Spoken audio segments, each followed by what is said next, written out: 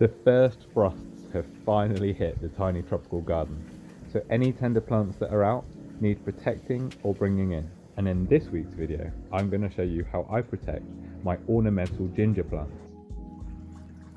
Gingers, botanically known as Hedychium, are great exotic plants for any tropical or exotic garden. With their tropical foliage and extremely exotic and often fragrant flowers, but they don't cope with cold weather well at all, and you can see the damage has started to happen on mine.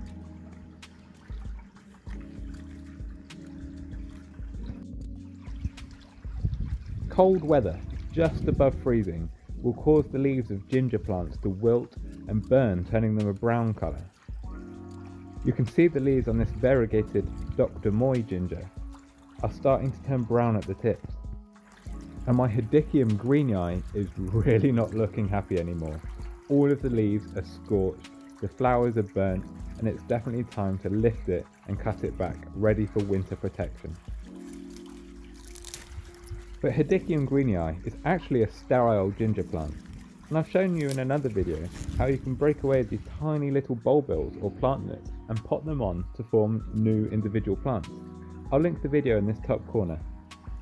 It's a really great way to propagate this plant, and the ginger does most of the work for you. I highly recommend watching the video after you've watched this one.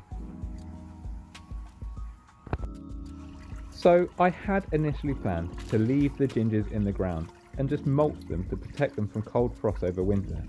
But we have had so much rain recently, and my soil is heavy clay soil, and I don't want the rhizomes to rot away.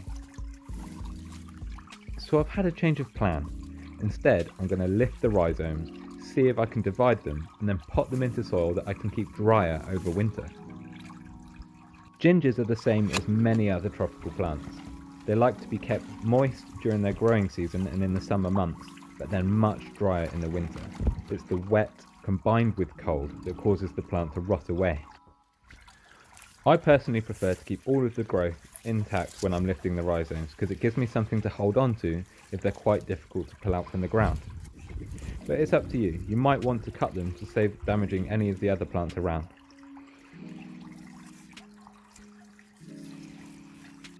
So with just a little bit of gentle digging, the ginger rhizomes came out of the ground fairly easily, and you can see the clump has established really well, considering this was only planted this year.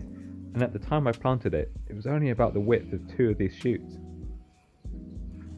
So using a clean saw, I'm going to divide this clump of gingers into 3 sections, and this will hopefully give me 3 healthy plants to grow on next year. And it's simple, I'm just cutting through the rhizomes, making sure there's enough roots and rhizomes in each section to fuel the growth for the following season.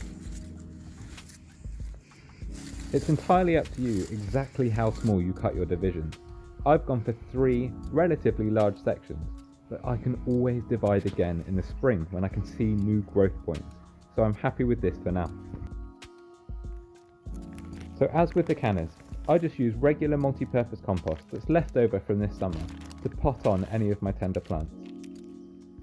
This works for me so long as I can keep it dry.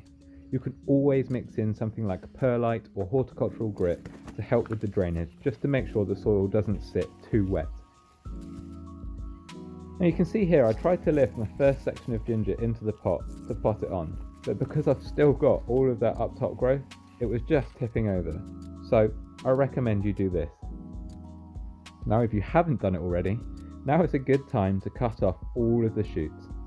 This will help manage your rhizome much better when you're potting it on, and it will stop the ginger plant tipping over. It's also this fresh plant growth that will be the material that rots away in the cold wet weather, and you don't want that rot to carry on down into the rhizomes. So by removing as much of it as possible, you're preventing that from happening.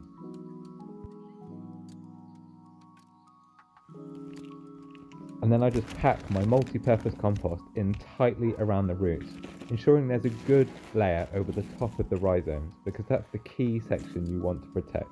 And as I've said before, that's where the plant holds its food stores ready to fuel next season's growth.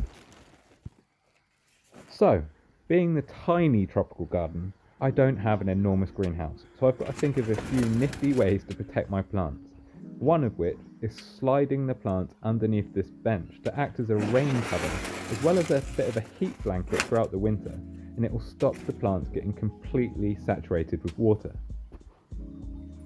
That said, if you do have a greenhouse or even a garage, you can keep these plants there so long as you keep them frost-free, and you might not even have to cut the leaves off. Now, I mentioned in a previous video that I'm going to start looking at the principles of permaculture and including some elements of it into my garden. And one key part of permaculture is not to let anything go to waste. So usually I would bag up all of my garden waste and take it to my local recycling centre. I have to do this because my garden isn't big enough for a compost heap. But this year I'm going to change the plan.